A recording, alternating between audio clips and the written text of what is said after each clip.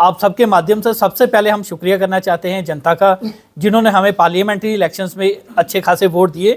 Professor Bhim Singh ji ने जो एक मुहिम स्टार्ट की थी हक और इंसाफ की, उस मुहिम को हमने जारी रखा, जिसमें फारूक अहमद डार हमारे हकीम आरिफ अली जी कश्मीर से हैं, इन्होंने एक बड़ा पिवटल रोल प्ले किया जो इलेक्शंस में। हमारे कैंडिडेट्स जो अरशीद जी हैं, मुदस्सर जी हैं, एक कश्मीर से, और जम्मू के हमारे कैंडिडेट जो लड़े थे, हमारे चीफ साहब हमारे साथ हैं।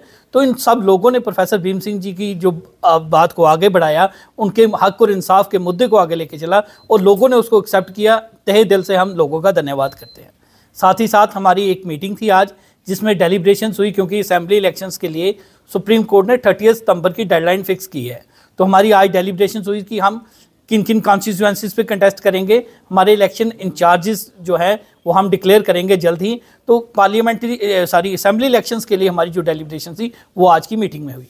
इसके साथ साथ ही जो मुद्दा एक उभर के आया, जो एक बड़ा संजीदा मुद्दा है, वो ये है कि हमारे जो कैंडिडेट्स हैं इनको सिक्योरिटी थी, लेकिन अब इनकी सिक्योरिटी और सिक्योर्ड अकोमोडेशन दोनों विड्रा कर ली गई। हमारे लीडर्स जो पार्टी के हैं, जो स्टेट ऑफिस बेयरर्स हैं, हमारे प्रोविंशियल प्रेसिडेंट हैं, इन सब के पास सिक्योरिटी जो है नहीं दी जा रही। आप देख रहे हैं जम्मू में 4 दिन में 4 टेरर अटैक हुए, टेररिज्म एक्टिविटीज़ बढ़ गई। हमारी पार्टी जो है हमेशा हिंदुस्तान का झंडा बुलंद करती रही। तो हमारे जो लीडर्स हैं इनको सिक्योरिटी थ्रेट बहुत ज़्यादा है। तो आप सबके माध्यम से हम ये डिमांड करते हैं कि हमारे जितने भी लीडर्स हैं, खास करके हमारी कश्मीर प्रोविंस के जो लीडर्स हैं, इनको जल्द से जल्द सिक्योरिटी प्रोवाइड की जाए, ताकि ये लोग जाके अपनी जो फ्रीली अपनी पॉलिटिकल एक्टिविटीज़ कर सकें, अपने डेमोक्रेटिक राइट्स को एक्सरसाइज कर सकें। हमारे असेंबली चुनाव के लिए ही डेलिब्रेशन थी। असेंबली में आपने देखा कि लोग जो हैं बीजेपी से फेडअप हो चुके हैं, जो बीजेपी को सपोर्ट कर रही हैं पार्टीज, उनसे फेडअप हो चुके हैं। तो एक ऐसा अल्टरनेटिव प्रोफेसर भीम सिंह ने पहले दे के रखा है, जो जम्मू में भी आपको एक्सेप्टेबल है और कश्मीर में भी एक्सेप्टेबल है।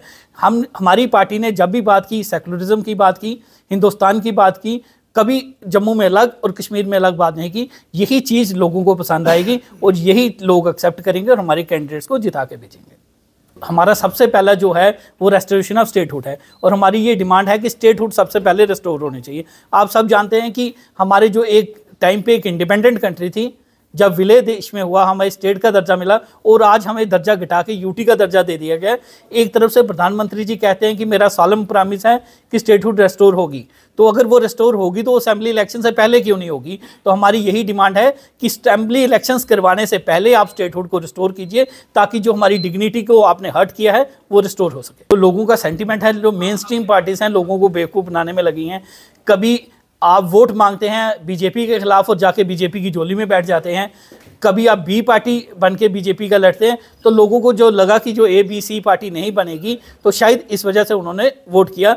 लेकिन जो रिजेंटमेंट मुझे लगता है जो लोगों ने उन मेन स्ट्रीम पार्टीज़ के लिए शो की है, जो नाम तो इस नाम पे वोट लेते हैं कि वो इस पार्टी से नहीं मिलेंगे, बाद में चाहे फारूक जी हों, उन्होंने दिल्ली में कोलिशन गवर्नमेंट में बीजेपी के साथ थे, महबूबा जी स्टेट में बीजेपी के साथ थी। तो जो आप प्रॉमिसेस जनता को करते हैं, जब आप जनता से वो नहीं निभाएंगे तो जनता फिर अल्टरनेटिव खोजने की कोशिश करेगी। इलेक्शन से पहले जो है एक दूसरे के ऊपर गालियों की बौछार होती है, एक दूसरे को जो है बड़ा बुरा कहा जाता है, और लोगों से जब वोट लिया जाता है, खासकर NC और PDP और जो बीजेपी जम्मू में इन पार्टियों को कहती है परिवारवाद, ये बाप बेटी का राज, आपको शायद याद होगा बाप बेटे का राज।